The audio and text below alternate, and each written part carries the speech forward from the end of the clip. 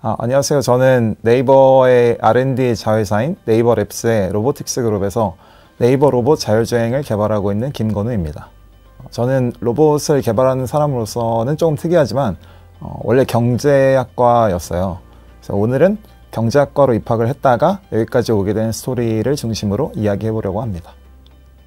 사실 외부에 공개되는 영상 촬영이기도 했고 심지어는 강연의 연사라고 하더라고요. 그래서 부담이 굉장히 컸는데 그래도 제가 이제 문과 전공을 하던 사람이 하는 일을 하고 있지는 않잖아요. 그래서 저랑 비슷하게 다른 일을 뭔가 하려고 하는 사람이 계실 텐데 그분들이 항상 가지는 두려움에 대해서 저는 공감을 하고 있고 그런 분들이 저 같은 케이스도 있다는 걸 보고 조금이라도 힘을 얻어 가셨으면 좋겠다라는 생각에서 참여하게 되었습니다. 저는 복학했을 때쯤에 제가 뭘 좋아하고 뭘 재밌어 하는지에 대한 고민을 되게 많이 했는데 그때 막연하게도 컴퓨터가 되게 재밌어 보여가지고 복수 전공을 시작했어요. 사람마다 재미를 느끼는 일의 종류는 되게 많잖아요. 뭐 게임에서 이기는 게 될 수도 있고 글을 쓰는 게 될 수도 있고 아니면 이렇게 달리기를 하면서 러너스 하이를 느끼는 사람도 있고요. 저는 옛날부터 주변 사람들을 가르쳐 주거나 도와주는 거를 되게 좋아하고 재밌어 했어요. 그렇다고 봉사 같은 걸 많이 했다는 건 아닌데 제가 주로 했던 게 공부다 보니까 공부를 좀 어려워하는 주변 사람들이나 친구들이 있으면 제가 먼저 좀 나서서 가르쳐 주고 그렇게 살아왔습니다. 그런 데에서부터 항상 보람을 되게 크게 얻었었거든요. 이런 것들을 좀 생각했을 때 내가 하는 일로 인해서 사람들이 직접적으로 효용을 느낄 수 있게 되는 그런 일을 하고 싶다라는 생각을 하게 되었어요. 거기서 가장 재밌어 보였던 게 당시에 컴퓨터 공학이었고요. 제가 경제 공부를 꽤 좋아하기는 한데 당장 가시화된 서비스를 만들어서 사람들이 사용하게 한다거나 아니면 새로운 경제 분석에 뭔가 패러다임을 만든다거나 이런 것들이 저한테는 너무 어려울 것 같더라고요. 근데 컴퓨터 공학은 되게 간단한 프로그램을 만든다고 하더라도 사람들에게 그걸 제공해서 그 사람들이 크든 작든 효용을 얻을 수가 있잖아요. 하다못해 계산기 프로그램이나 계산기 웹페이지만 하더라도 많은 사람들이 사용하는 것처럼요. 내가 보람을 좀 더 느끼고 그리고 조금 더 근본적인 재미를 느낄 수 있으려면 늦게라도 진로를 틀어야겠다라는 생각을 하게 되었습니다. 복수전공 두 번째 학기 때가 되게 힘들었어요. 보통 공학 계열들이 대부분 그렇기는 한데 수업도 수업이지만 과제가 되게 사람들을 괴롭게 하는 경향이 좀 있잖아요. C 언어도 제대로 사용할 줄 모르는 상태로 전공 주요 과목들 과제를 이제 막 해야 되니까 저는 당시에 막 며칠 동안 새벽까지 밤새가지고 과제를 제출하고 있는데 잘하는 분들은 몇 시간 만에 뚝딱 이렇게 제출하고 가는 걸 보고 되게 허무하고 좀 자괴감도 많이 들었던 시기가 있었습니다. 네, 복수전공 첫 학기에는 기껏해야 이제 C 언어 파일 입출력으로 성적 관리 프로그램 만드는 정도 그리고 회로 기본 정도 배웠었거든요. 그러니까 되게 컴퓨터가 할만하다고 생각을 했었어요. 그래서 중간에 방학이 있었는데도 그때 열심히 공부하지도 않고 어차피 나는 괜찮게 하는 것 같으니까 그냥 막 놀기도 하고 그랬죠. 컴퓨터가 어떻게 돌아가는지도 모르고 그냥 몇 번 돌려보니까 잘 되고 그러니까 그냥 나는 잘하나 보다 이렇게 생각을 했던 것 같아요. 그런 상태로 다음 학기에 자료구조랑 어셈블리 이런 전공 수업들을 이제 본격적으로 시작을 했는데 제가 느끼기에는 거의 수능 때 봤던 베트남어보다도 이해가 안 되는 정도였어요. C 언어 포인터도 제대로 활용 못하는 상태에다가 연결 리스트도 모르는 그런 애가 어셈블리어로 알고리즘 문제를 푸는 과제도 받고 이러니까 정신이 혼미해져서 친구랑 빈 강의실에서 과제를 하다가 저 혼자 막 눈물을 흘린 적도 막 있거든요. 차근차근 올라가야 하는 계단이 있었는데 그걸 이제 한 걸음에 올라가려고 하니까 그렇게 힘들었던 시기가 있었습니다. 이제 저희 학교에서 복수전공을 같이 시작한 제 친구한테 마지막으로 이제 전화를 걸었어요. 그래서 나 못하겠다. 나 이제 그냥 무조건 그만하겠다 이렇게 얘기를 꺼냈거든요. 근데 그 친구가 제 생각하고는 다르게 되게 멘탈을 잘 잡아줬어요. 이번 한 학기만 딱 열심히 나랑 해보고 그때 안 되면 그때 그만둬라. 지금 제대로 안 하지 않았냐 이렇게 얘기를 하더라고요. 그렇게 길게 통화를 하다가 결국에는 이렇게 어영부영 끝내는 건 좀 아닌 것 같아서 마지막 학기라고 생각하고 열심히 한번 해보자 라고 공부를 시작을 했고, 그러다 보니까 왠지 마음이 편해져서인지 뭔가 조금씩 보이기 시작하더라고요. 이해가 안 되던 것들도 이해가 조금씩 되기 시작하면서 나도 조금만 더 공부를 하면은 재밌는 걸 만들어 볼 수 있겠다 이런 생각이 들었습니다. 사실 팁이라고 하기도 좀 민망할 정도로 단순한데요. 일단 첫 번째는 이해가 안 되면 일단 외운다. 그리고 두 번째는 그 외운 게 언젠가 이해가 되면 그걸 누구한테 발표한다. 이렇게 공부를 했었어요. 저는 고등학교 때 암기 과목들은 그냥 교과서 줄거로 막 통째로 다 외우고 시험을 봤었거든요. 근데 책을 이해하면서 보든 아니면 그냥 통째로 외우든 그냥 고개 끄덕끄덕이면서 이렇게 다 외웠다고 하고 넘어가면은 단기 기억으로는 넘어가는데 장기 기억으로 안 넘어가더라고요. 그러다 보니 나중에 이거를 활용해야 되는 문제에 봉착을 했을 때 제대로 그 개념을 꺼내서 사용하지 못하는 그런 문제도 있었고요. 그래서 저는 공부할 때 어떤 걸 이해하기까지의 추론 과정들을 전부 다 필기해 놓고 그걸 나 혼자한테든 아니면 남한테든 강의하면서 머릿속으로 되뇌면서 여러 번 머릿속에서 밖으로 꺼내려고 했어요. 그러니까 그 이해하는 과정 자체를 전부 다 외우려고 했던 거죠.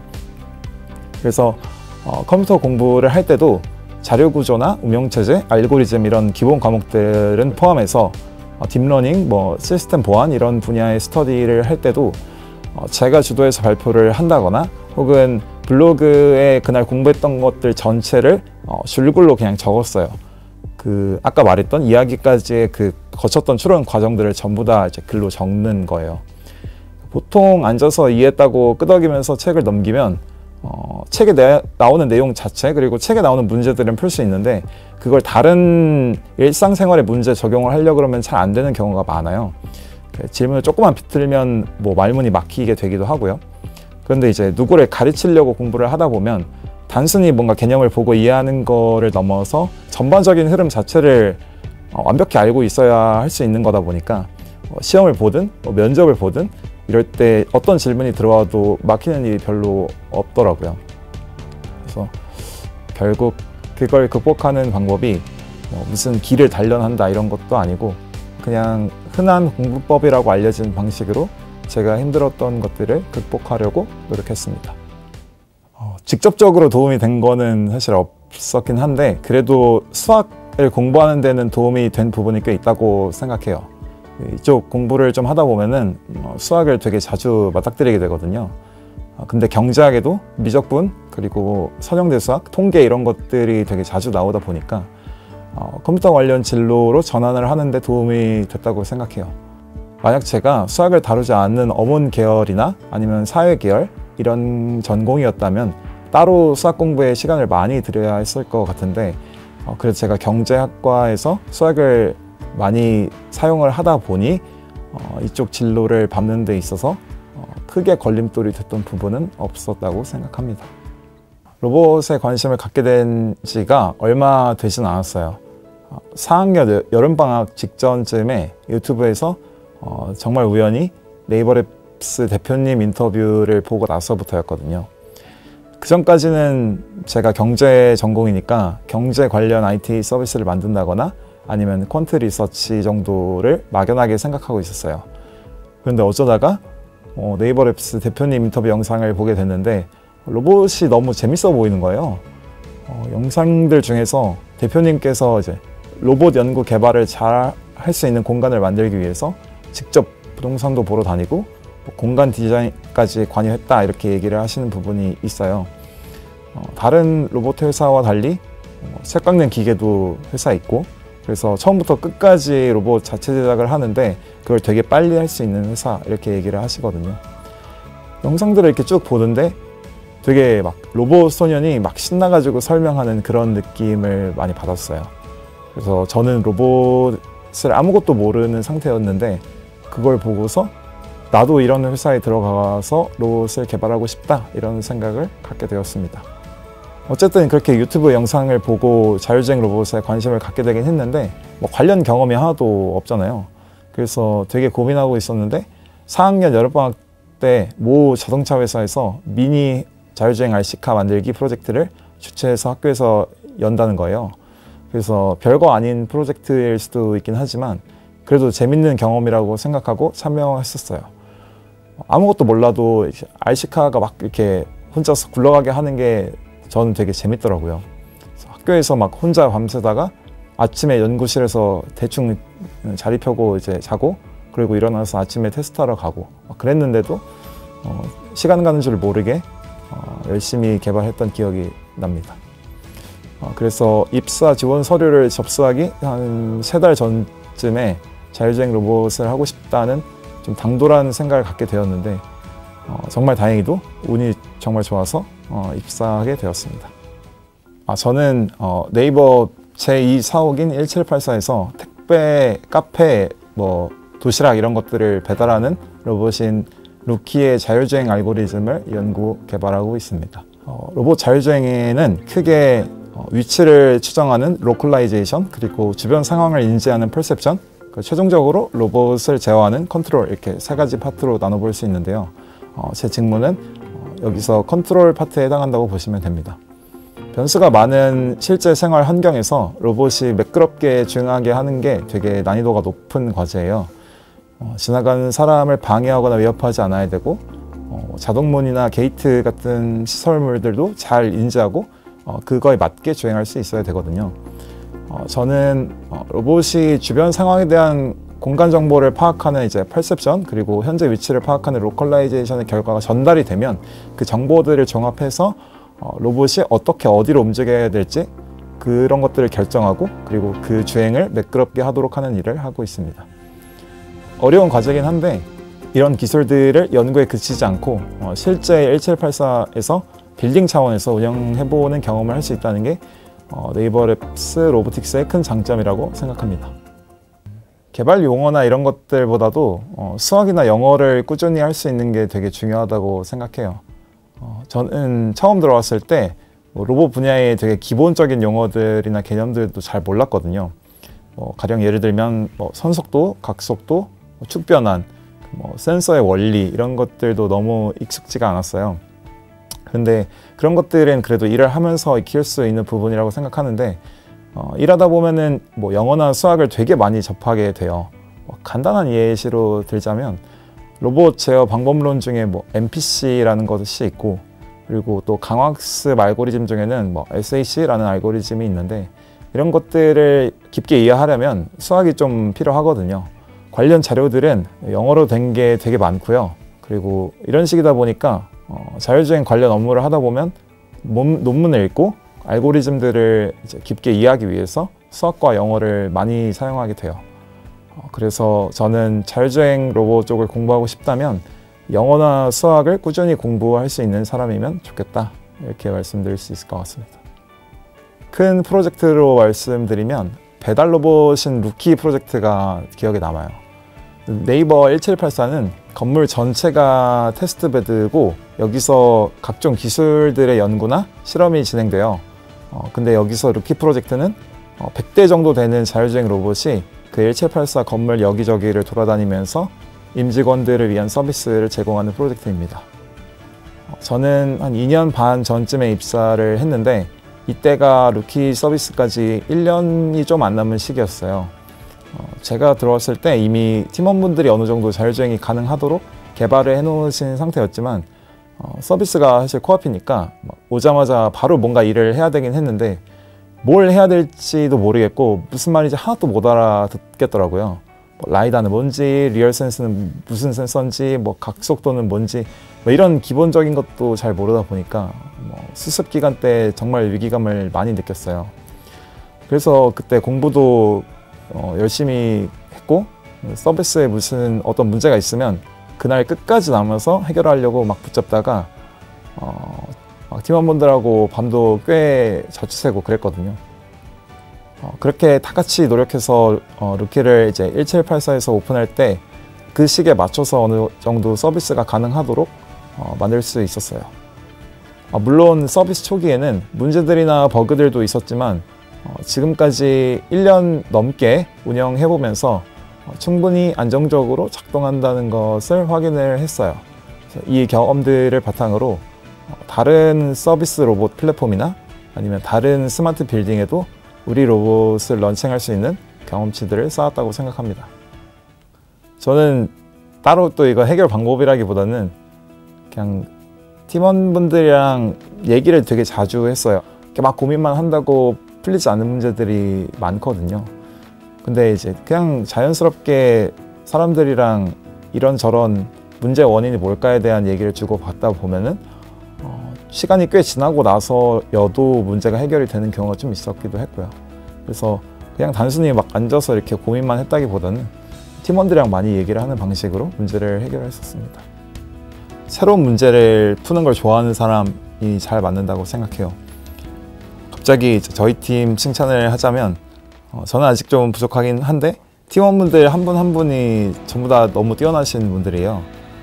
위쪽에서 아직 의사결정이 내려오지 않아도 항상 본인이 할 일을 찾아내려고 하시고 또 로봇이 현재 가지고 있는 문제점에 대해서 끊임없이 그 개선 방안에 대해서 고민을 하시는 분들이거든요.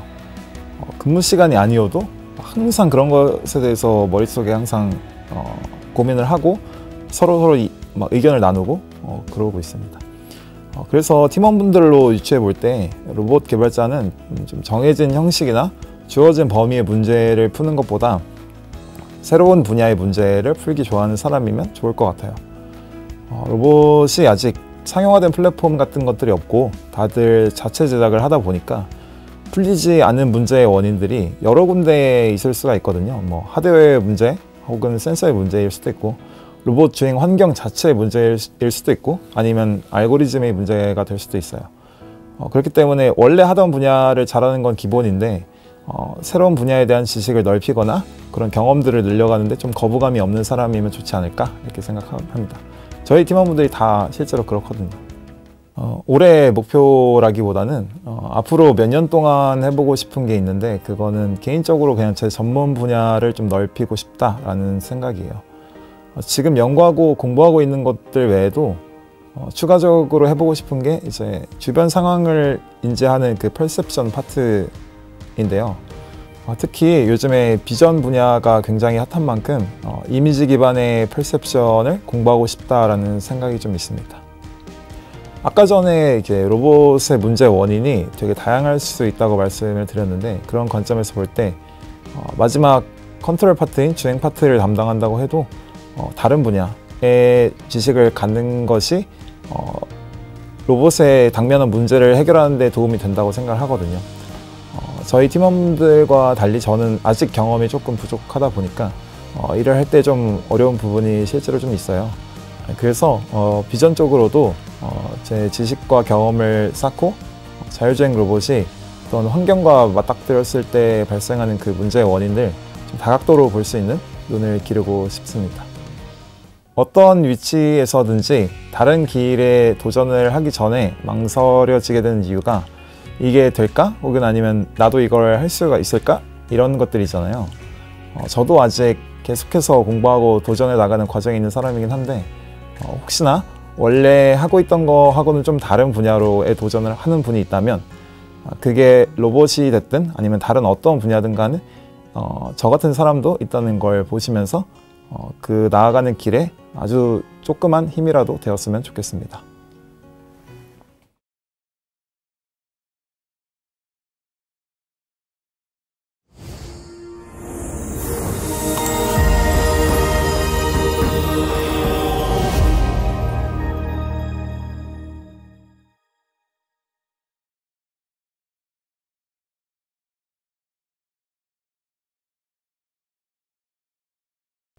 안녕하세요. 저희는 110만 유저가 사랑한 크리스마스 익명 편지 서비스 웰컴 투 진저호텔을 만든 팀 진저입니다. 저희 웰컴 투 진저호텔의 탄생기를 들려드릴게요. 웰컴 투 진저호텔은 해커톤에서 나온 서비스예요. 저희가 모두 속해 있는 멋쟁이 사자처럼 대학 동아리에서 8개의 대학이 모여서 연합 해커톤을 주최했었는데 거기에서 처음 만나게 되었어요. 학교도 모두 다르고 나이도 모두 다른 5명이 모일 수 있었다는 것이 재미있는 기회였다고 생각해요. 당시 해커톤 주제가 두 개가 있었어요. 첫 번째는 2022년 연말에 이벤트성으로 사용할 수 있는 서비스, 그리고 두 번째는 각자 생각하는 사회 문제에 대한 서비스였는데, 해커톤 준비 기간이 11일이라서 짧은 시간에 완성도 높은 서비스를 위해서 첫 번째 주제를 선택했습니다. 초기 아이디어 단계에서 크리스마스 어드벤트 캘린더를 이용해야겠다고 생각했어요. 크리스마스 어드벤트 캘린더는 12월 1일부터 25일까지 크리스마스를 기다리며 매일 하나씩 선물을 열어보는 형태의 달력이에요. 한국에서는 크리스마스 달력이나 홀리데이 캘린더로 불리기도 해요. 어드벤트 캘린더를 선택한 이유는 저의 경험에서 비롯되었어요. 제가 중학생이었을 때 영국인 유튜버를 즐겨봤는데, 영국에서는 크리스마스 당일만 즐겁게 보내는 게 아니라 12월 1일부터 설레는 마음으로 25일을 기다리더라고요. 그때 어드벤트 캘린더의 존재를 처음 알게 되었어요. 그리고 당시 제가 해외 펜팔을 했는데, 영국인 펜팔 친구가 제가 좋아하던 보이밴드가 그려진 어드벤트 캘린더를 크리스마스 선물로 소포로 보내주었어요. 중학생인 저한테는 제가 좋아하던 외국인 유튜버의 영상에서만 보던, 너무나도 갖고 싶었던 어드벤트 캘린더를 받게 되어서 너무 설레고 기뻤던 기억이 있어요. 그래서 연말 크리스마스를 떠올렸을 때 설렘이라는 단어와 함께 어드벤트 캘린더가 가장 먼저 떠올랐던 것 같아요. 10년 전 중학생이었던 저에게는 어드벤트 캘린더가 접하기 너무 어려웠지만, 이 어드벤트 캘린더를 온라인으로 만들면 누구나 쉽게 이용할 수 있겠다고 생각했어요. 그리고 어드벤트 캘린더 자체가 아직 한국에는 생소한 문화이다 보니까 사람들이 흥미를 느끼고 서비스의 차별화 요소가 될 수 있겠다고 생각했어요. 그래서 탄생한 것이 바로 웰컴 투 진저호텔이에요. 어드벤트 캘린더 안에 초콜릿이나 작은 선물이 들어있는 것처럼 내 진저호텔 안에는 친구들이 나에게 써준 편지가 들어있어서 매일 선물을 받는 기분으로 12월 1일부터 크리스마스 때까지 하루에 하나씩 창문을 열어서 편지를 읽어볼 수 있어요. 진저호텔 이름에 대한 질문을 정말 많이 받았는데요. 어드벤트 캘린더를 보면 보통 직사각형 모양으로 되어 있어요. 저는 그게 아파트 모양 같더라고요. 그래서 처음에는 아파트로 생각을 했다가 좀 더 크리스마스에 어울리는 건물이 뭐가 있을까 해서 영화 나홀로 집에서 케빈이 호텔 로비에 있는 장면이 떠올랐어요. 그래서 건물 중에서도 호텔을 선택하게 됐습니다. 그래서 호텔 안에 어떤 캐릭터가 살면 좋을까 생각을 했고, 제가 어렸을 때 봤던 슈렉이라는 영화가 떠올랐어요. 슈렉 안에는 다양한 동화 속 주인공들이 나오는데, 저는 어렸을 때 그 중에서도 진저브레드맨이라는 캐릭터가 귀여워서 좋아했거든요. 그래서 이 진저맨들이 사는 호텔이라는 컨셉을 갖게 되었습니다. 그래서 진저호텔은 이렇게 어드벤트 캘린더에서 시작해서 진저맨과 호텔 컨셉을 더해 지금의 모습을 갖추게 되었어요. 12월 10일 아이디어 회의부터 해서 19일 해커톤 당일까지 기획, 디자인, 개발 작업을 했고, 해커톤에서 대상을 수상했어요. 당시 심사위원분께서 오늘보다 내일이 기대되는 서비스입니다 라는 심사평을 진저호텔 편지로 남겨주셨는데 정말 큰 힘이 되었고, 당시 울컥했던 기억이 있습니다. 본격적으로 저희 서비스를 소개해 드릴게요. 저희 서비스 플로우는 먼저 회원가입을 합니다. 회원가입을 한 유저는 모두 자기 진저호텔을 갖게 되는데요. 호텔 벽면 색상과 지붕 색상을 결정하고 호텔 이름을 지어서 내 호텔을 만들 수 있어요. 내 호텔의 링크를 복사해서 SNS에 공유하면 친구가 편지 내용과 닉네임을 적어 편지를 작성해주고, 유저는 다시 자신의 호텔에 로그인을 해서 친구에게 받은 편지를 읽어볼 수 있습니다. 진저호텔만의 차별화 요소도 있는데요. 먼저 편지 열람 조건이에요. 상단에 오늘의 편지라는 게시바가 있어서 정해진 개수의 편지를 받아야 그날의 창문을 열어볼 수 있어요. 게이미피케이션을 적용한 부분이에요. 편지 열람 조건은 매일 새롭게 바뀌고, 내 호텔과 오늘의 편지 게시바는 누구나 볼 수 있어요. 요즘에는 채팅을 많이 이용해서 내가 친구에게 메시지를 보내거나 편지를 보내면 즉각적으로 확인할 수 있는데, 제가 해외 펜팔을 해서 그런지 편지를 떠올렸을 때 기다림이라는 단어가 같이 떠오르더라고요. 그래서 편지의 매력이 기다림이 아닐까라는 생각에 몇 개의 편지를 받아야 창문을 열 수 있는 그런 요소를 넣었습니다.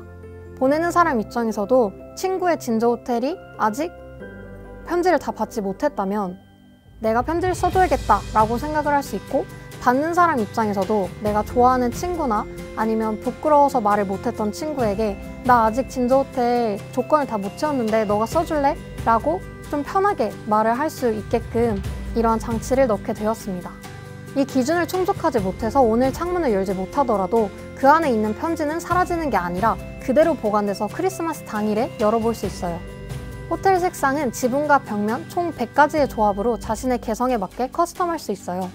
그리고 실제로 이 서비스가 운영이 되었을 때 유저분들께서 자신의 인스타그램에 호텔을 캡처해서 올려주셨는데 그 색상을 봤을 때 그 유저분들이 어떤 분위기를 좋아하고 어떠한 개성을 갖추고 있는지 알 수 있겠더라고요. 그래서 저희가 예상했던 것보다 더 많이 유저분들께서 좋아해 주셨다는 생각이 들었습니다. 편지 열람 기준을 충족해서 창문을 열면 편지를 읽기 전에 진저맨이 등장해요. 총 25가지의 진저맨이 있고 창문을 열어서 수집한 진저맨들은 내 진저맨 앨범에서 날짜별로 모아볼 수 있어요.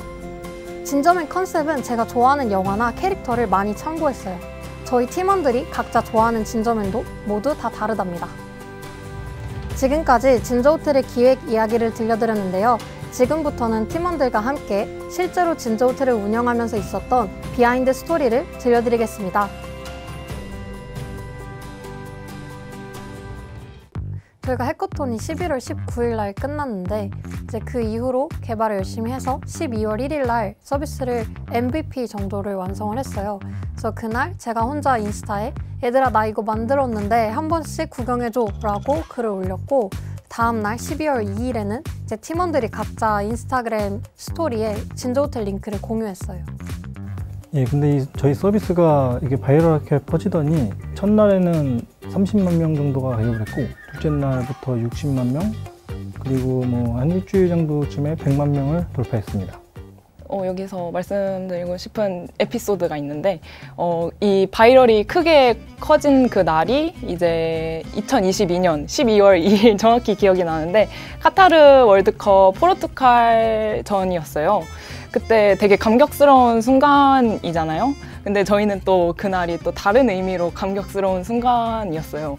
그때 이제 저희 국민들이 축구를 보면서 열심히 응원하고 소리치는 동안 저희는 그때 이제 유저분들의 DM을 열심히 대응을 했고 이제 유저분들 궁금한 거라던가 이런 문의들이 되게 많았거든요. 그때 막 5분에 막 몇백 개씩 막 쌓이고 그랬어서 저희 인원 5명이잖아요. 그래서 저희 5명이서 그 몇백 개 되는 DM을 이제 축구를 저희는 보지 못하고 DM을 대응했던 게 저는 정말 많이 기억이 남습니다. 네. 그래도 카타르 했을 때 영실님도 관련된 에피소드 있지 않나요?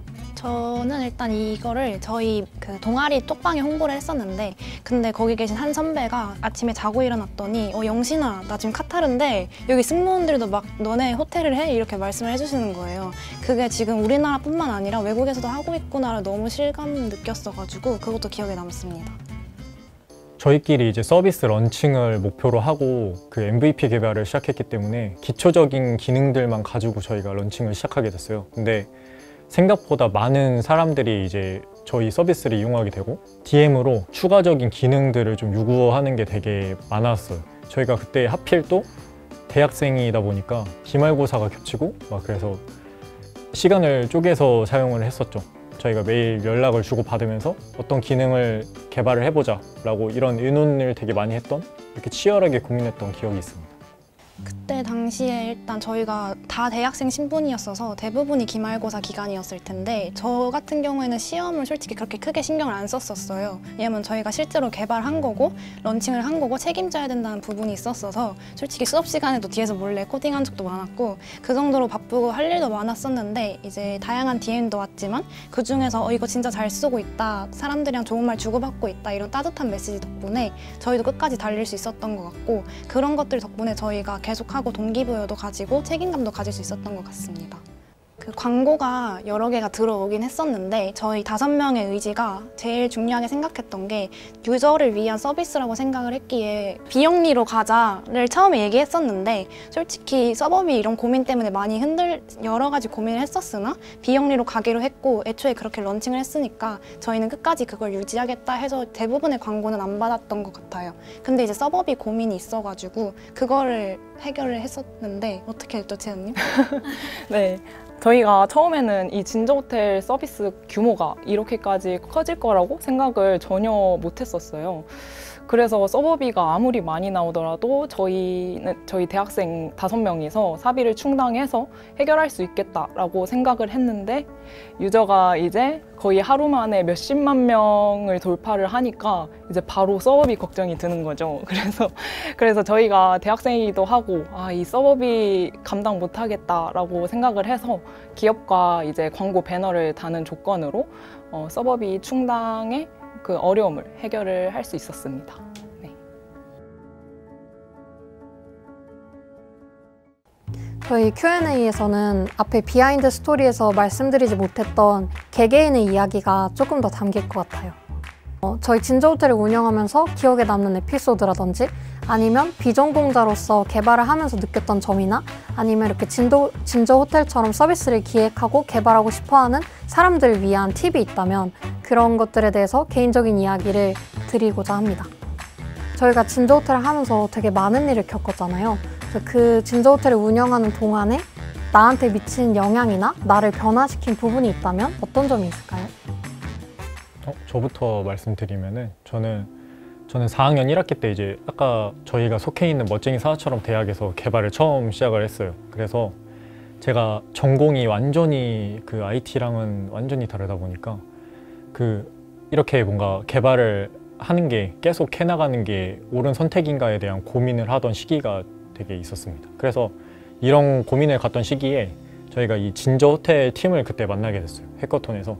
저 11월 달에 저희가 만났던 걸로 기억을 하거든요. 그래서 거의 4학년이 끝나기 마지막 그 순간에 저희가 만나게 됐고 이런 어떻게 보면 운명적이게 이런 진저호텔 서비스를 만들게 됐는데 그래서 약간 아까 사용자분들이 주신 그런 DM 그런 것들도 되게 힘이 됐고 저희 팀끼리 협업하면서 제가 약간 개발을 좀 즐기고 있다, 재밌다, 개발이 좀 재밌는 것 같다 이런 것도 느끼게 됐고 그래서 지금 현재는 약간 그 개발자가 되기 위해서 더 열심히 달려가고 있습니다. 전공을 아예 바꾸는데 확신이 됐던 것 같아요.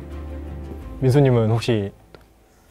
저는 서비스를 이렇게 큰 규모의 대민 서비스를 저희가 직접 운영해 볼 수 있는 경험을 했다는 거가 가장 큰 변화를 느낀 부분이고요.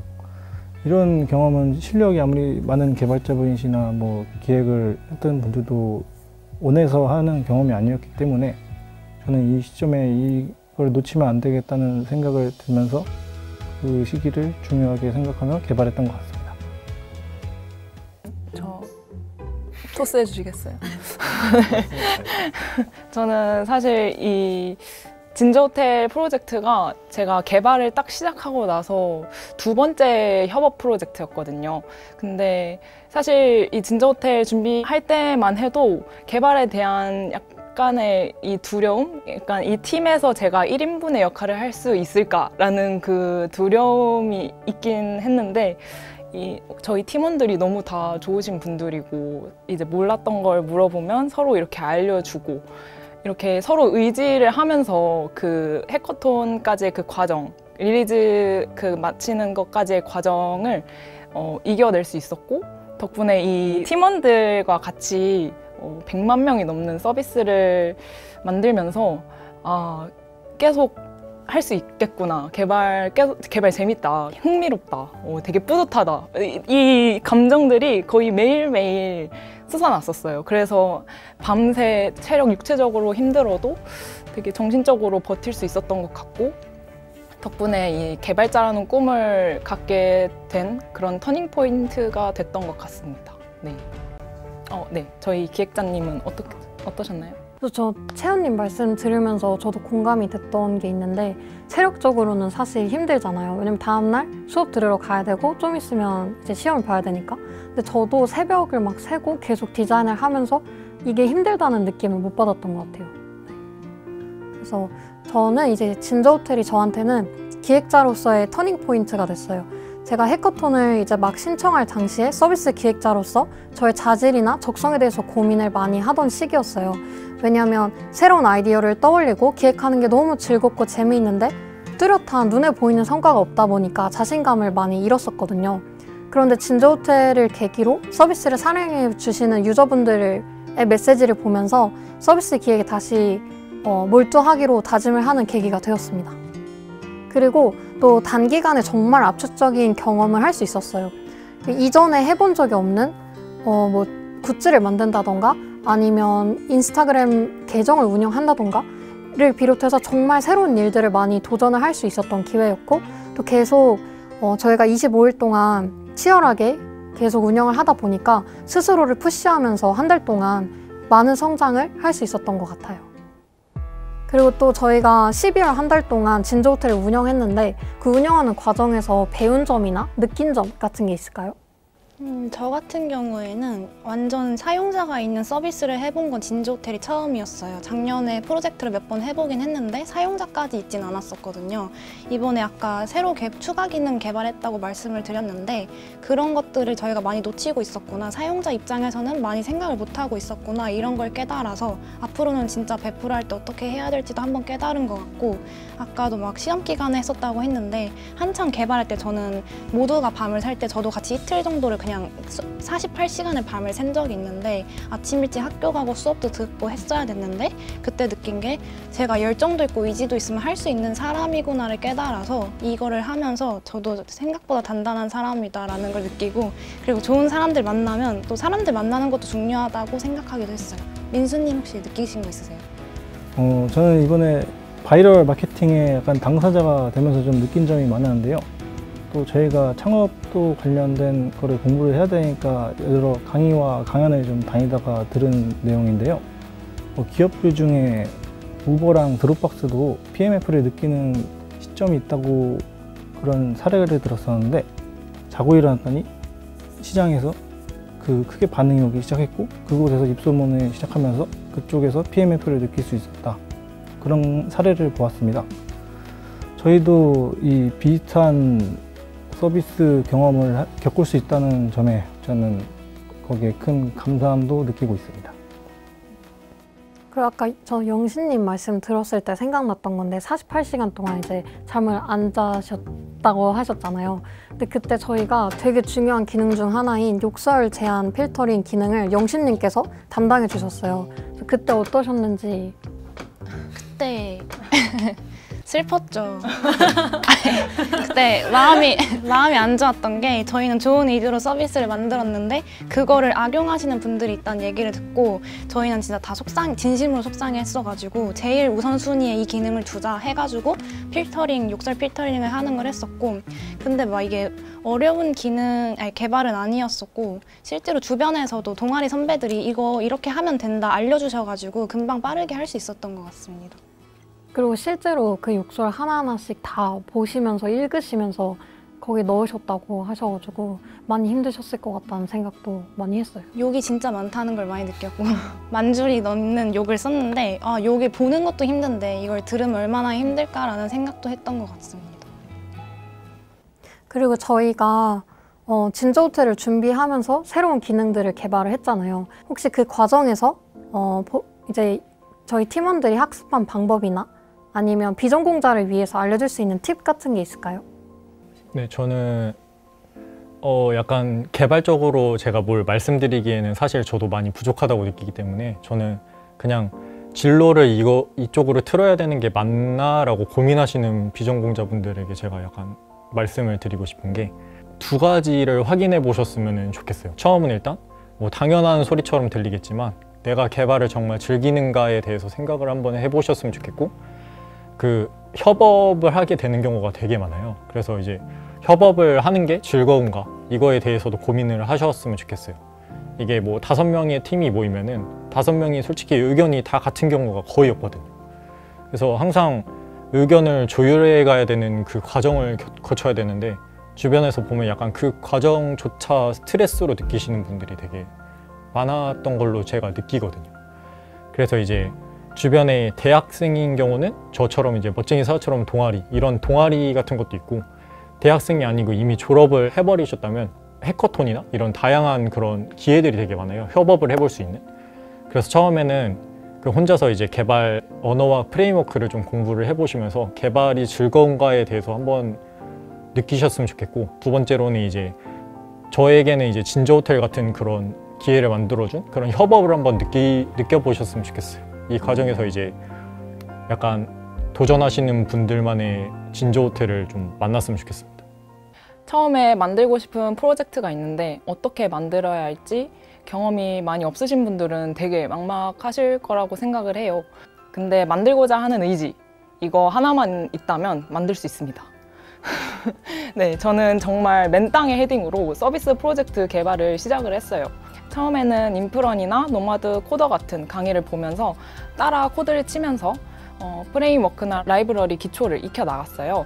하지만 이런 강의들은 이후 자신이 직접 서비스 개발을 할 때 기초 부분에서는 도움이 되겠지만 필요한 기능 구현을 할 때 추가적으로 깊은 공부가 필요할 거예요. 저는 그래서 구글링이나 네이버 검색을 정말 많이 했습니다. 정말 검색을 엄청 많이 했어요. 네. 그리고 추가적으로 앞서 훈선님이 말씀하신 것처럼 혼자서만 개발을 하는 것도 좋겠지만 다른 사람과 협업을 해서 배우는 그 과정에서 얻어오는 게 정말 많거든요. 예를 들면 개발자분들은 깃이나 깃허브 활용이나 개발자와 디자이너 및 기획자와의 소통, 그리고 개발자끼리의 소통 등 혼자서 할 때 절대로 경험해 볼 수 없는 것들을 협업하면서 정말 많이 배울 거예요. 그렇기 때문에 기회가 된다면 동아리나 대외활동, 공모전이나 해커톤 같은 대회에 꼭 나가시는 걸 정말 추천드리고요. 처음엔 당연히 두려워서 지원해보는 게 어려울 수 있어요. 그 두려움을 이겨내야만 합니다. 용기 내서 도전을 해서 그 전에는 경험해보지 못했던 값진 경험과 성장을 이루셨으면 합니다. 그 과정에서 재미와 성취감을 느끼신다면 여러분들은 개발자의 피를 갖고 계신 겁니다. 네. 저는 이제 작년에 영어 영문 학부로 입학을 해서 비전공자로서 진저 호텔을 개발을 했었는데, 그래서 학기 내내 전공에서 뭐 개발과 관련된 걸 전혀 배운 적이 없었어요. 동아리에서 배운 게 처음이었고, 근데 또 진저 호텔에서 사용한 개발 언어가 또 처음 만나는 언어였어서 처음에는 많이 두려웠었는데, 그때 당시에 저희 민수님께서 개발팀장이시니까 진짜 많이 물어봤던 기억이 있어요. 그런 면에서 저는 주변에 물어볼 사람이 있다면 모를 때 참지 말고 그냥 바로 혼자 해결하는 것보다는 물어보고 해결책을 얻은 뒤에 그걸 기반으로 공부해도 괜찮다고 생각을 해서 주변에 물어보는 것도 꽤 중요한 방법이라고 생각을 하고, 또 개발을 하고 싶거나 그냥 막연하게 생각만 있을 때, 도전하기 두려울 때는 그냥 냅다 뛰어들어 보고 아니면 그때 포기하면 되니까 저처럼 그냥 맨 땅에 헤딩하듯이 개발 도전해 보고 그렇게 하셨으면 좋겠습니다. 그럼 민수님 혹시 하실 말씀 있으실까요? 저는 많은 매체와 시니어분들이 서비스를 직접 개발을 해보라는 말이 떠올랐었는데요. 저는 책으로만 공부를 하다가 그렇게 공부를 진행하다 보면 끝맺음을 항상 못 지었던 경우가 많았습니다. 그런데 이번 클론 코딩을 좀 진행을 해보면서 빠른 서비스 개발과 또 빠른 진도를 나갈 수 있는 개발 방법을 선택해 보니까 그 과정이 되게 수월했던 것 같습니다. 진저 호텔을 만들면서도 이 클론 코딩이 모티브가 되어서 저희가 서비스 출시까지 이루어진 게 있기 때문에 저는 더욱더 이 방법을 추천해드리고 싶습니다. 네, 저는 제 아이데이션 습관을 말씀드리고 싶은데요. 저는 기획을 할 때 영화나 드라마나 캐릭터처럼 제가 좋아하는 걸 먼저 생각해 보려고 해요. 그리고 또 제 경험도 많이 활용하려고 하는데요. 그리고 꼭 2가지 이상을 연결지어서 생각하려고 해요. 진저 호텔 같은 경우도 제가 받았던 어드벤트 캘린더와 슈렉에 나오는 진저브레드맨과 나홀로 집에 나오는 호텔을 연결시킨 것처럼요. 그리고 진저 호텔이 진저맨들이 크리스마스 연휴에 묵고 있다는 설정처럼 항상 스토리와 컨셉을 만들려고 합니다.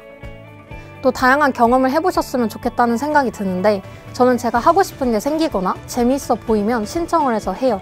그래서 작년 6월에는 지역에서 원데이 클래스처럼 이모티콘 디자인 제작 교육을 무료로 해줬는데, 이때 처음 일러스트레이터라는 툴도 접했고, 또 캐릭터를 디자인할 때 어떻게 해야 하는지에 대해서도 배울 수 있었어요. 그때는 그냥 재미있어 보여서 신청했던 건데 6개월 뒤에 진저 호텔을 기획할 때 아주 유용하게 쓰일 줄은 당시에 몰랐거든요. 그래서 이렇게 전혀 연관성이 없는 것처럼 보여도 과거의 경험이 특정 상황에서 힘을 발휘하기도 하기 때문에 다양한 경험을 해보는 게 기획을 할 때 좋은 것 같습니다. 지금까지 팀 진저였습니다. 올겨울도 진저 호텔에서 만나요.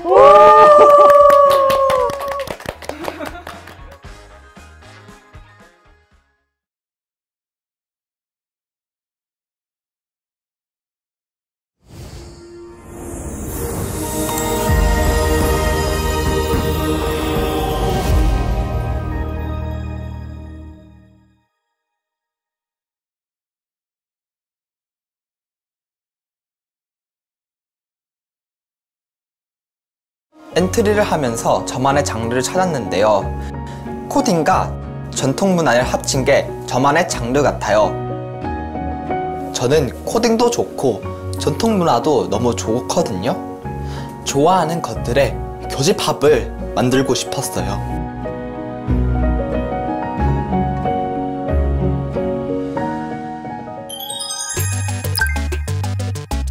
안녕하세요. 저는 엔트리에서 코딩하고 있는 코딩하는 선비입니다. 제주도에 있는 한국국제고등학교에 다니고 있어요.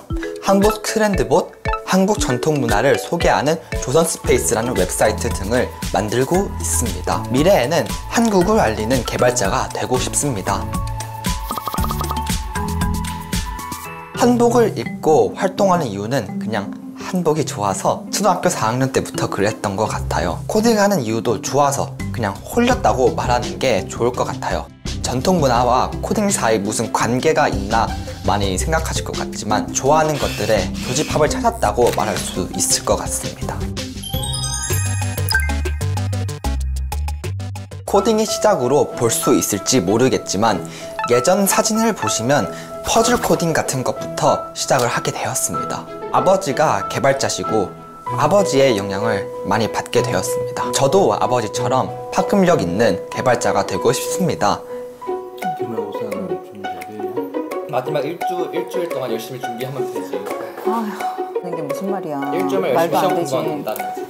이거 뭐가 너 지금. 창의성을 많이 키울 수 있도록 좀 도와줬거든요. 그래서 장난감을 사더라도 뭐 단순한 총칼이라든지 뭐 단순한 자동차 장난감보다 블록이라든지 조립해서 놀 수 있는 그런 장난감을 주로 많이 사줬어요. 좋아하는 것들을 더 잘할 수 있게끔 많이 지원을 해주려고 노력했던 것 같아요.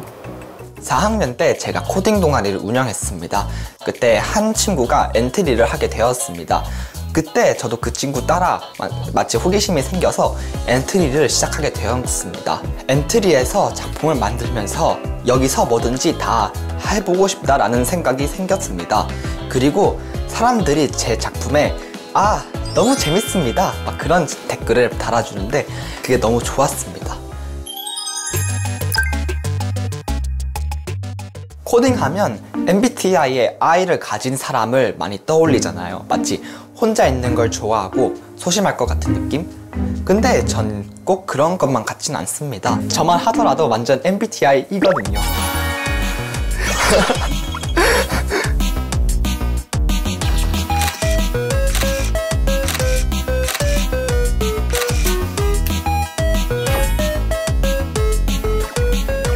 엔트리 같은 경우에도 사람들이 댓글로 응원이나 피드백을 주기도 하고 공유한 코드를 통해서 리메이크를 하기도 해요. 특히 작품의 작은 디테일들을 유저들이 알아주면 너무 좋아요. 가끔 버그나 오류를 지적해주는 댓글들도 있는데 저는 그런 댓글들을 볼 때마다 그렇게 생각해요. 오히려 좋아. 내가 발견하지 못한 걸 발견해주고 또 수정하면 되니까 또 그런 생각이 들기도 합니다. 다른 유저들과 함께하고 있다는 생각이 항상 들고 즐거울 때가 많습니다. 제가 어릴 때 엔트리 관련 외부 프로그램 행사에 참여한 적이 있는데요. 거기서 만난 친구랑 중학교 2학년 때까지 연락을 한 기억이 있습니다. 그 기억을 가지고 지금도 제가 좋아하는 사람을 자주 만나고 영감을 받아서 만들고 싶은 작품이나 프로젝트를 하기도 해요. 요즘은 특히 한복 관련해서 자주 찾아보는 편입니다.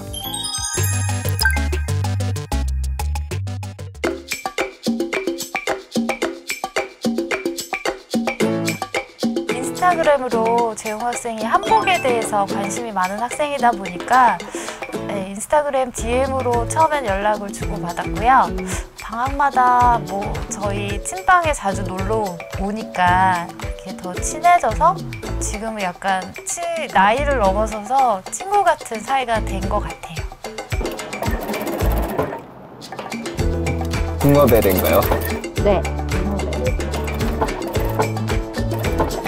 저도 재용 학생이 그 홈페이지까지 만들어줘서 그래서 큰 도움도 받았어요. 학생이 만들었다고는 처음에는 안 믿었어요. 누가 만들어준 사이트인 줄 알았는데 본인이 만들었다고 하더라고요. 그래서 그 사이트를 보고 너무 잘 만들었고 또 외국인도 엄청 많이 보는 사이트여서 사실 굉장히 많이 놀랐었어요. 지금처럼 네, 이렇게 꾸밈 없이 거침없이 자기 꿈을 다 이루어내는 그런 멋진 한국 남자가 되었으면 좋겠어요. 조선 남자가 됐으면 좋겠어요.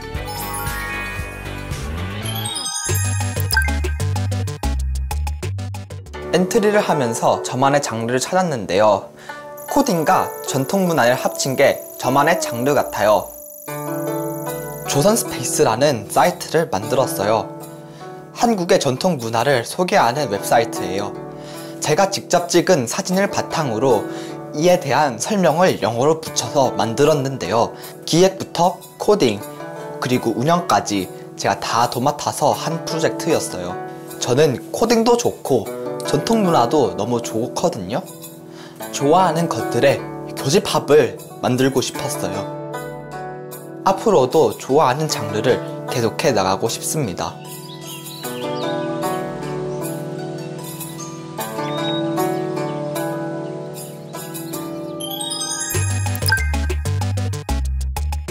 엔트리를 표현해보라고 하면 일종의 징검다리 같은 존재라고 할 수 있을 것 같아요.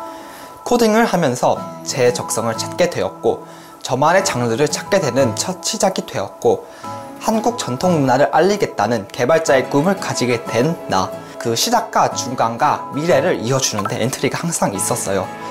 엔트리 댓글들을 보면서 스스로 많이 공부하고 또 힘이 되기도 했던 것 같아요. 계속 재밌게 엔트리 생활을 하고 싶어요. 엔트리 유저들에게 계속 같이 엔트리를 하자고 말해주고 싶어요. 그냥 즐겁게 홀린 듯이 어떤 일이 있더라도 같이 해보자고 다음 유저들한테 그렇게 말해주고 싶어요.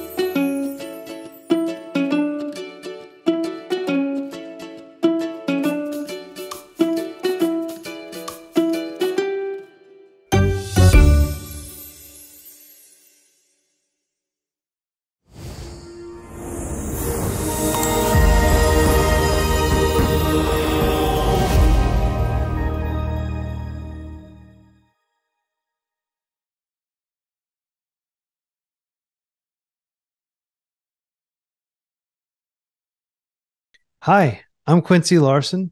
I am the teacher who founded freecodecamp.org, which is a community where anyone can learn programming for free. And we cover math, programming, and computer science concepts in a linear curriculum where you can start at the top and you can just keep working your way through all these different skills. So we have a big community of millions of people around the world who are learning programming together.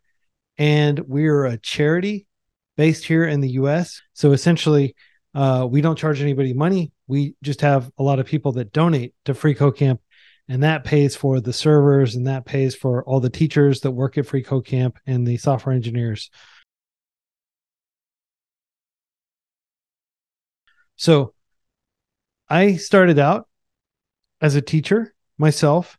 I was teaching English in both China and in the United States in California.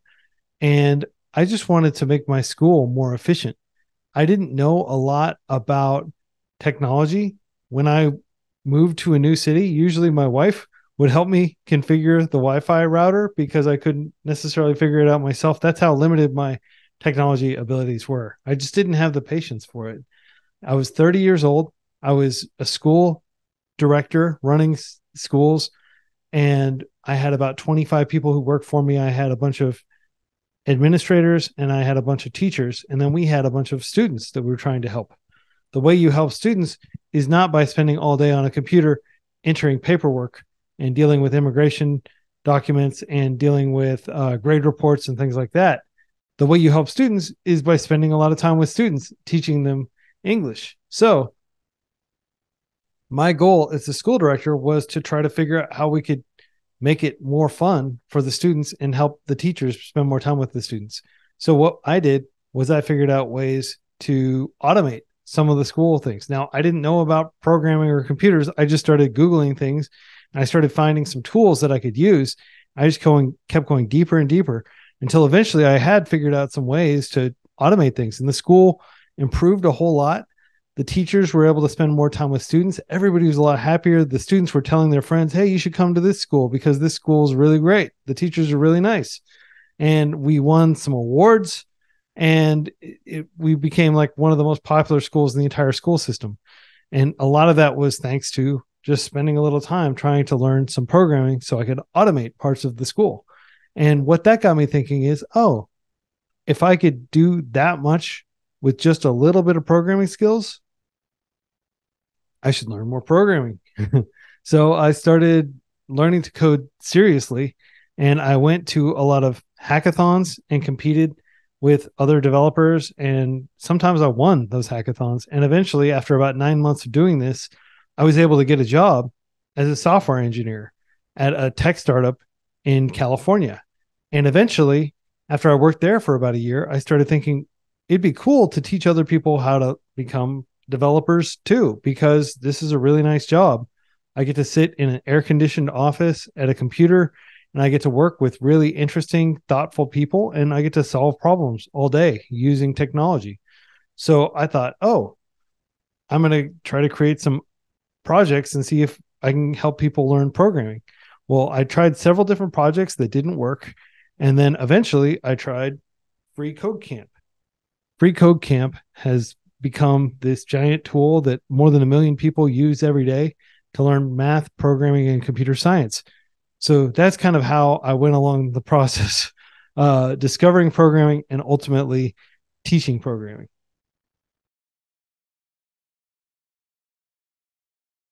When I learned to program, I had to use lots of library books.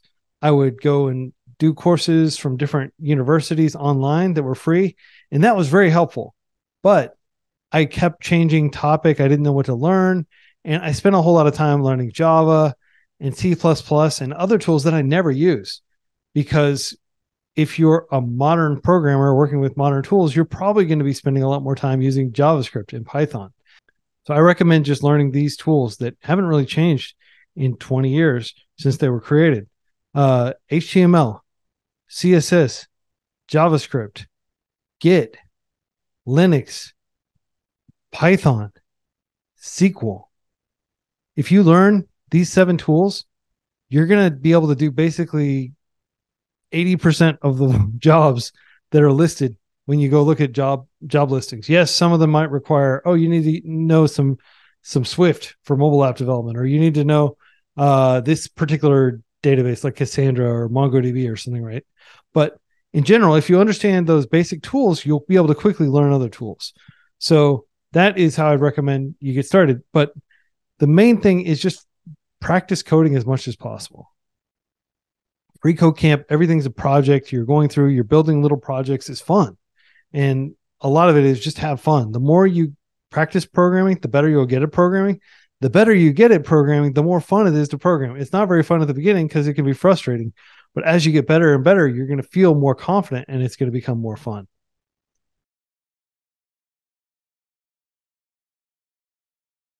In 2023, JavaScript is still the most widely used programming language.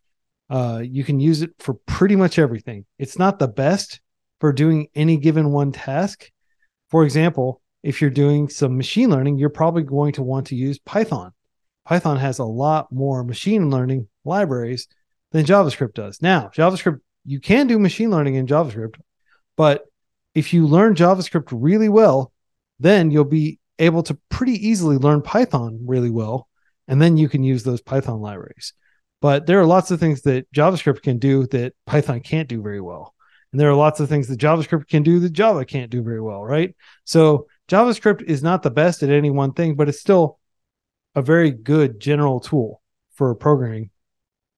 I encourage you to learn JavaScript first and then learn Python, and then you can learn any other programming languages you need for your job. Learning the first one will make it much easier to learn subsequent programming languages. They all use similar concepts, similar data structures, similar syntax. You're going to get a lot of mileage out of just learning a little bit of JavaScript. So I strongly recommend to get a career as a developer. First of all, I wrote a book on this that I published a few months ago. It's called How to Learn to Code and Get a Developer Job. Just Google Learn to Code book, and you should find my book. It's free. You don't have to pay any money. It's right there in the browser. It's like a full-length book that you can scroll through, and you can jump to the different chapters.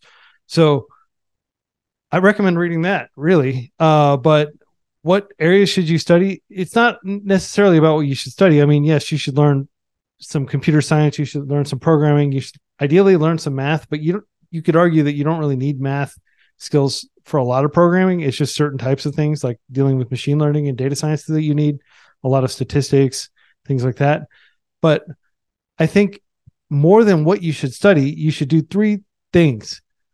You should build your skills by programming a lot. You should build your network by meeting a lot of other people who are developers or who are in tech that might be able to help you get a job. And you should build your reputation as a developer. You should build lots of projects. You should have a portfolio. You should contribute to open source. These are ways that you can prove that you're a developer and that your work is worth incorporating into code bases. So by contributing to open source, if an open source project like FreeCodeCamp, for example, the entire platform is open source on GitHub. If you make a contribution to FreeCodeCamp, then when an employer looks at your GitHub profile, they're going to be like, oh, wow, this person contributed to FreeCodeCamp, or this person contributed to Firefox or some other big open source project.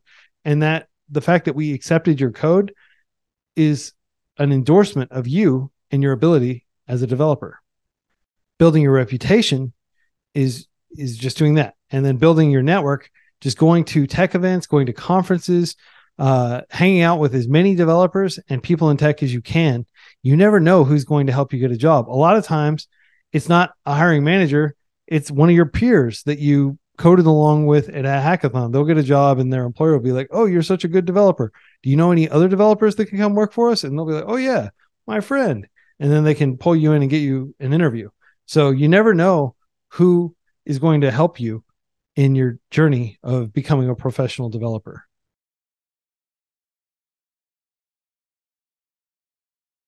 So about 60% of developer jobs in the United States are just full stack web development jobs. Now that could be like front end developer or user experience designer or something like that. But essentially that's web development, right? Or back end development or DevOps, which is like working with servers, right?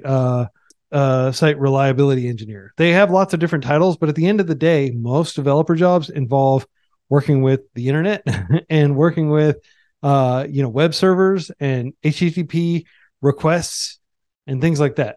So what I would recommend you do if you want to get a job as a developer is just focus on that area, become a full stack developer, and then you can specialize from there. Fastest way is to learn full stack web development.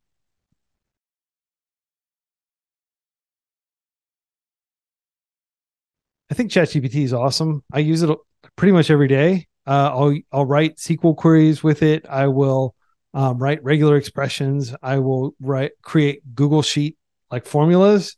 If it's something that's really simple that I can easily describe and explaining it to the computer, it can usually create like a decent script. And then I go through and I make sure the script works, make sure the code works, and then I can just use it. And it's a great time-saving device.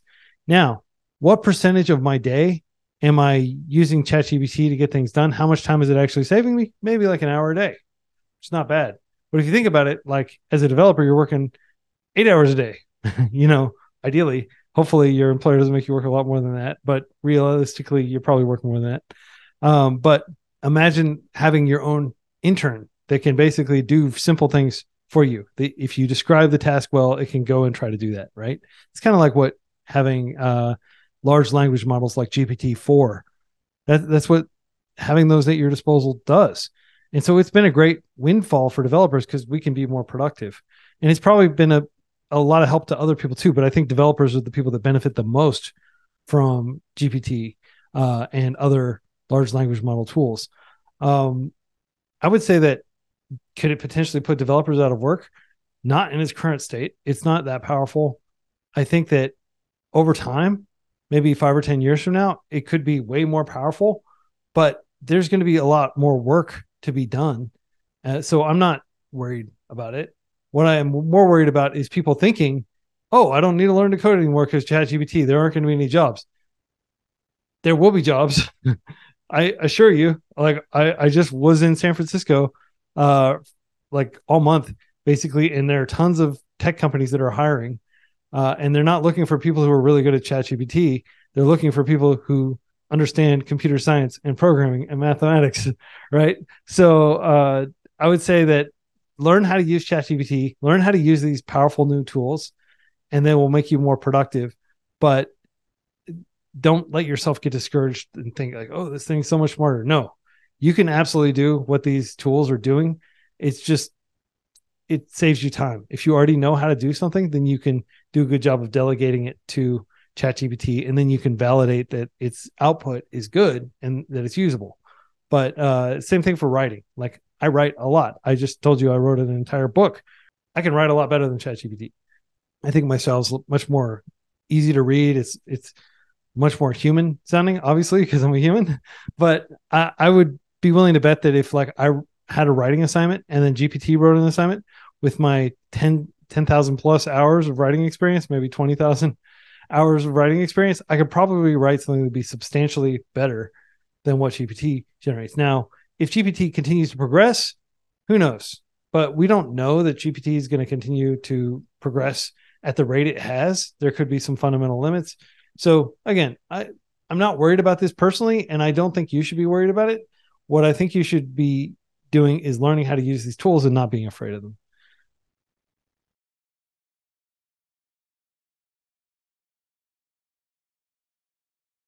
Before the pandemic, we had a lot of people that would get together in cafes. They get together at offices after hours, after the work was done. They'd come together and they'd program together, and they'd have programming study groups. And now that the pandemic is over, at least here in the US, people are starting to come together again to do that. And in Korea, we had several study groups. We had one in Seoul, we had one in Busan, and people would get together and they would code together and they'd learn together, and it was fun, relaxing time. And I think that it's a great way to meet people and to get positive peer pressure from other people who are working very hard to learn programming.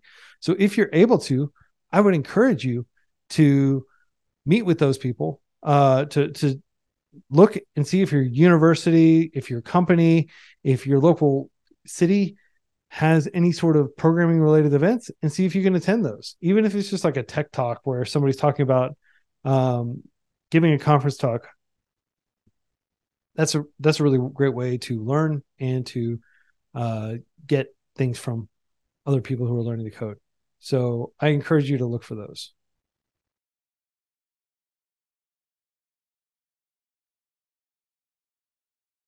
First of all, I would say that it is hard. Anybody who tells you it's easy, they're probably trying to sell you something because learning the code is not easy. It takes a lot of dedication. It takes a lot of time. I was able to learn to code well enough to get a developer job in about 9 months, but I already had a graduate degree, and I'd spent a lot of time working as a professional in, education, teaching and administering schools. So you also probably have some relevant experience that you're bringing, even if you're changing into software development as a career. So don't think, oh, I'm starting from zero. You probably are starting from halfway there. You just need to learn how to use a few new tools, and you can work as a developer. What I would encourage you to do is to just spend as much time immersing yourself in technology as you can. Listen to programming related podcasts when you're walking around the neighborhood, when you're driving to work or riding the bus, when you're just doing chores around the house, when you're exercising. That's a great way to just get exposed to a lot of programming concepts, a lot of tech concepts, security related concepts. So podcasts have been a huge part of my learning, and I encourage you to check those out. I host the Free Code Camp podcast. If you want to hear me talk to software developers, these are long English conversations that you can listen to, and you can practice your English listening, and you can also learn about programming and technology. The other thing that I would encourage you to do is to watch YouTube. There's some really fun, interesting videos where people build projects and share them, but watching people program will be helpful. And then, of course, the most important thing is to spend as much time as you can programming and building projects. Practice, practice, practice. It's all about practice. So if you can figure out, you might be really tired at the end of the day. You're like, oh, I just finished school, or I just finished work. I just need to go to bed. That's fine. And if you even learn like 20 or 30 minutes a day over a long enough time, over like 18 months, that you can learn a tremendous amount if you just spend like 20 or 30 minutes a day programming or learning about programming. So I hope that's helpful. Just know that there are literally millions of people around the world who are trying to learn programming right now. So you're not alone. There's a huge community out there to support you. And Free Code Camp, of course, we've got you covered. If you just need learning resources, if you need a community place to ask questions, we have a forum where you can ask questions. Last question.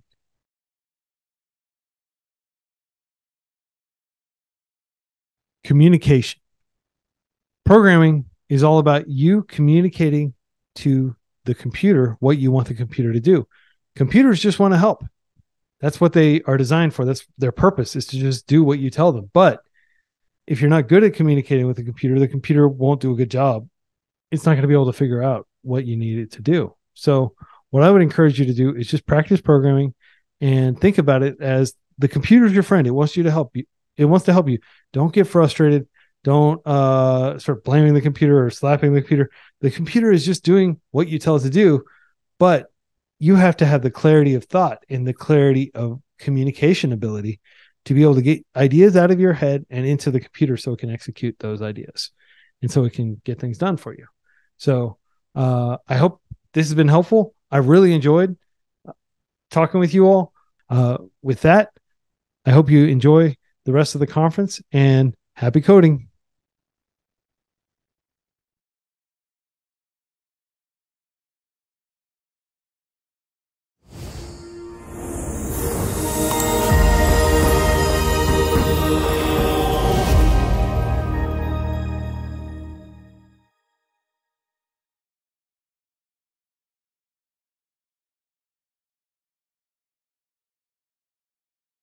닫힌 기술을 여는 예술, 딱딱하고 멀게만 느껴지는 기술이나 소프트웨어, 어떻게 하면 낯설지 않게, 친숙하게, 하고 싶게 만들 수 있을지 고민하고 계신가요?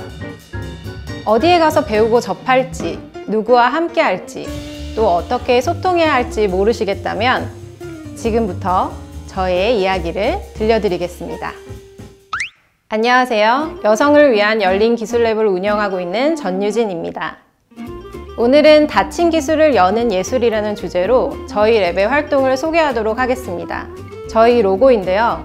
매년 랩이 주목하는 주제와 방향성을 다르게 잡고 그에 따라 로고를 바꾸고 있습니다. 올해의 주제는 깃털처럼 가볍게인데요. 공간이나 제약에 갇히지 않고 자유롭게 움직이겠다는 의미로 그간 서울에 집중되었던 활동을 지역으로 확장하여 여러 장을 만들고 있습니다. 아무래도 문화, 예술을 비롯해 첨단 기술까지도 서울이라는 대도시에 집중적으로 그 기회가 몰려 있는데요. 이런 문제의식을 바탕으로 서울이 아닌 다른 지역에서도 다양한 기술의 장을 마련하려고 노력 중입니다. 연말이 되면 그 해의 로고와 함께 한 해의 즐거웠던 순간을 모아 GIF로 묶어 공유하는데요. 출판, 공연, 워크숍, 연구 모임, 전시 등 2022년에도 여러 활동을 했습니다. 이렇게 로고와 주제를 매년 다르게 하는 이유는 시시각각 변하는 기술의 흐름과 사회적 이슈에 발맞추기 위해서입니다. 저희 단체가 추구하는 열린의 의미에 부합하기 위해서죠. 기술은 모두를 위한 것이어야 한다는 2017년 랩을 시작할 때부터의 모토였습니다. 오늘 발표 주제에도 닫힌 기술이라는 표현을 썼는데요. 컴퓨터 공학, 컴퓨터 음악, 미디어 아트라는 기술을 적극적으로 활용하는 분야에서 오랫동안 활동하면서 저 개인적으로 들었던 의문은 기술이 과연 모두에게 열려 있을까 였습니다. 저는 학부에서는 컴퓨터 공학을 전공했고 이후 컴퓨터 음악으로 전공을 바꾸면서 다수의 영화에서 음악을 만들었습니다. 그리고 사운드 아트, 미디어 아트로 창작의 영역을 확장하게 되었어요. 특히 소프트웨어에서 하드웨어 제작까지 창작의 범위가 넓어지면서 개인 창작자로서 오픈소스의 도움을 많이 받았습니다. 악기를 직접 만들기도 하고 내 손으로 직접 회로를 개발하면서 다양한 설치 작품과 실험적인 공연 장치를 만들 수도 있게 되었죠. 오픈소스의 등장으로 전에는 상상할 수 없는 것들이 쉽게 가능해졌지만 그럼에도 언어의 장벽, 기술 리터러시의 장벽은 여전히 존재하고 있다고 생각합니다. 그리고 그런 장벽으로 기술 문화가 다양해질 수 없다고 생각하고요. 기술에 쉽게 접근할 수 있는 이들은 누구인가? 라는 질문과 함께 사회에서 정말 기술이 필요한 이들은 누구일까? 라는 질문도 이어서 하게 되었습니다. 여성을 위한 열린 기술 랩은 을지로에 위치하고 있습니다. 2017년의 을지로 풍경인데요. 당시 작품을 만들기 위해 자주 드나들던 을지로는 저에게 일종의 애증의 장소였습니다. 일단 수적으로도 여성을 찾기가 쉽지 않은 곳이었고 저를 보는 낯선 시선들 앞에 심리적으로 위축되는 곳이었죠. 이곳에 여성을 위한 장소가 있다면 나처럼 마음 기댈 곳 없는 사람들에게 위안이 되지 않을까라는 생각을 했던 것 같습니다. 그래서 단체명을 여성을 위한 열린 기술 랩이라고 지었고요. 사실 저희 단체명에서 이 여성의 의미는 성별을 구분해 여성만을 위한다는 뜻이라기보다는 주류에서 배제된 사람들, 기술이 어렵게 느껴지는 사람들 모두를 포괄하는 말이라고 생각합니다. 몇 년 사이에 을지로가 정말 많이 달라졌지만 당시만 해도 여성과 기술? 여성이 기술을 다룬다? 라는 말조차 낯설어 하시고 신기해하는 분들이 많았습니다. 자신있게 말할 수 있는 저희 랩의 대표 활동은 매년 진행하는 기술 연구 모임이라고 할 수 있습니다. 매년 하나의 주제를 정해서 다양한 분들과 6개월 이상 정기적으로 만나면서 기술을 공부하거나 연구하고 있습니다. 사진은 회로를 직접 뜯고 개조하여 새로운 장치를 만들어 보는 활동인데요. 고장난 장난감이나 작은 전자제품을 열어서 그 속에 회로를 변형하여 소리를 내는 악기를 만들어 보았죠. 이렇게 회로를 변형해서 다른 기능으로 개조하는 것을 서킷 밴딩이라고 합니다. 사진 속에 계신 나이가 지긋해 보이시는 분은 백남준 아티스트의 테크니션으로 활동해 오신 이정성 선생님이신데요. 아날로그 TV를 해킹해서 백남준 작가의 미디어 아트 작품을 직접 만들어 보는 활동입니다. 이렇게 을지로에 계신 장인분을 강사로 초빙하여 그분들의 기술 노하우를 전수받기도 합니다. 작년에 있었던 모임의 워크숍 현장인데요. 악성 댓글이나 혐오 표현을 필터링하는 클린봇을 간단하게 코딩으로 만들어 보기도 했습니다. 단순히 기술을 배우는 것뿐만 아니라 현재 이슈가 되고 있는 각종 기술에 관해 서로 의견을 나누는 장을 만들기도 하고 있어요. 이건 하트빗이라는 워크숍인데요. 맥박의 속도에 맞춰 버튼을 누르면 그 속도에 따라 LED 불빛이 깜빡이게 되는 회로보드를 만드는 과정입니다. PCB라는 회로가 무엇인지, 반도체란 무엇인지 기본적인 원리를 이해하면서 이 심장 모양으로 만들어진 회로보드를 직접 인두기로 조립하고 완성해 보게 됩니다. 하트빗에는 ATtiny85라는 마이크로 컨트롤러 칩이 들어갑니다. 아두이노가 보통 가장 잘 알려진 마이크로 컨트롤러 보드죠. 그래서 하트빗도 아두이노 ID를 이용해 코드를 작성하고 칩에 업로드합니다. 이렇게 각자의 맥박 속도를 측정하고 기록해 둘 수 있는 아이템이라서 커플템으로도 인기가 좋았습니다. 2021년에 시작한 저항하는 기술 더 레지스터스 프로그램은 창작을 위한 전문 기술 교육입니다. 너무나 기본적이라서 학교에서도 알려주지 않는, 하지만 누군가에게는 한 번도 배워볼 기회가 없었거나 경험해보기 어려웠던 기술을 짧은 시간 내에 다양하게 접할 수 있습니다. 드라이버, 니퍼, 스패너, 렌치 등 다양한 손도구의 이름부터 사용법, 주의사항, 규격, 용도 등을 배우면서 시작합니다. 손으로 직접 만지고 익숙해지는 경험을 통해 지식을 체화하는 과정을 중요시하고 있습니다. 전문 강사가 있는 수업은 아닙니다. 서로 모르는 것들에 관해서 함께 조사하고 찾아가면서 학습합니다. 어깨너머로 기술을 터득해온 저 또한 저희 랩에서 말하는 이 수평적인 기술 문화라는 것을 경험해 본 적이 별로 없습니다. 기술을 배울 때 항상 어떤 위계를 경험했고 그로 인해 위축되었던 순간들이 많았던 것 같아요. 시작하는 이들이 일반적으로 느끼는 이 심리적인 부담감을 잘 알고 있기 때문에 랩의 교육 현장에서는 참여자 각자의 저마다 다른 속도를 존중하고 최대한 자율적이고 자발적인 분위기를 형성하려고 합니다. 참여자분들이 가장 좋아하는 용접 시간인데요. 저도 이 프로그램을 하면서 처음 도전하게 된 기술인데 막상 해보면 그렇게 어렵지 않더라고요. 처음 인두기를 사용할 때처럼 엄청 어려울 것 같았지만 몇 번 해보니 손에 금세 익었습니다. 그래서 용접도 막상 해보니 아, 이런 거구나, 이렇게 하면 되는 거구나 라는 걸 알게 되면서 기술에 대한 자신감이 생기는 것 같았습니다. 기술에 관심을 가질 기회가 없었던 이들을 끌어들이기 위해 저는 이제 교육용 키트를 만들기 시작했습니다. 딱딱하고 멀게만 느껴지는 기술을 어떻게 하면 낯설지 않게, 친숙하게, 또 하고 싶게 만들 수 있을까 고민했죠.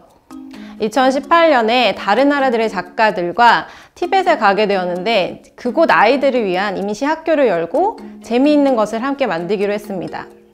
저는 그때 몬이라는 마이크로 컨트롤러 보드를 만들었습니다.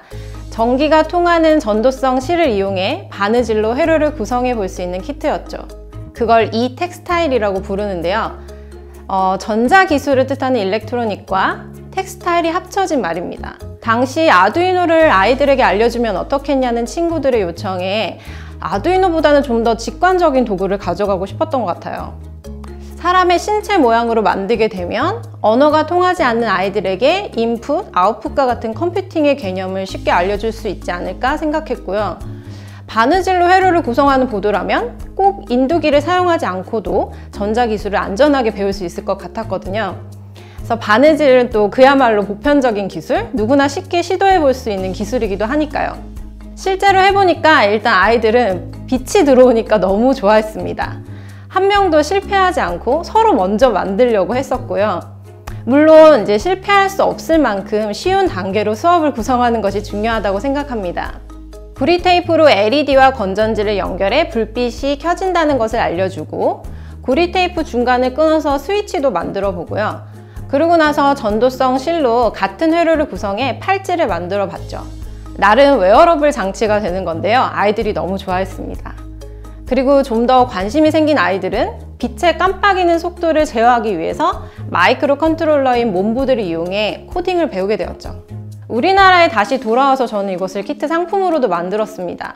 과정을 매뉴얼로 정리해서 저희 랩뿐만 아니라 미술관, 학교, 관공서, 커뮤니티 등에서 이 키트를 활용한 워크숍을 열었고요. 많은 분들이 이런 만들기, 공작이라는 재밌는 창작 과정을 통해 어렵게만 느껴졌던 전자기술이나 컴퓨팅에 흥미를 갖게 되었습니다. 애완동물을 위한 아이템을 만드는 분, 소리나는 모자를 만드는 분 등 아주 단순하고 동일한 기술이지만 각자의 창의성에 따라 너무나 다채로운 결과들이 있었습니다. 2021년에는 장애예술인을 대상으로도 기술 교육을 진행했었는데요. 시작할 때 사실 많은 어려움이 있을 거라 예상했는데 실제로 진행해보니 그렇지 않았습니다. 장애라는 것이 장애라는 이 표현 하나로 말하기엔 너무 다양하고 다 다르다는 사실도 알게 되었고요. 동시에 각자 다 다른 장애가 창작에 있어서 말 그대로 장애가 되는 것이 아니라 창작에 좋은 동기부여가 될 수 있다는 것도 깨닫게 되었습니다. 예를 들어 청각장애가 있는 무용수 분이 계셨는데 사용하는 발레 슈즈에 센서를 장착해서 빛의 색상을 조절하는 인터페이스를 함께 만들었었어요.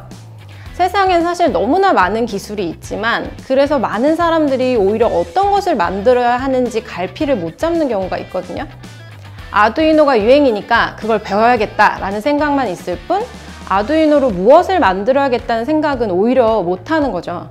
하지만 제가 만난 예술가들은 각자가 가진 장애에 따라 기술에 접근하는 방식이 좀 더 분명했습니다.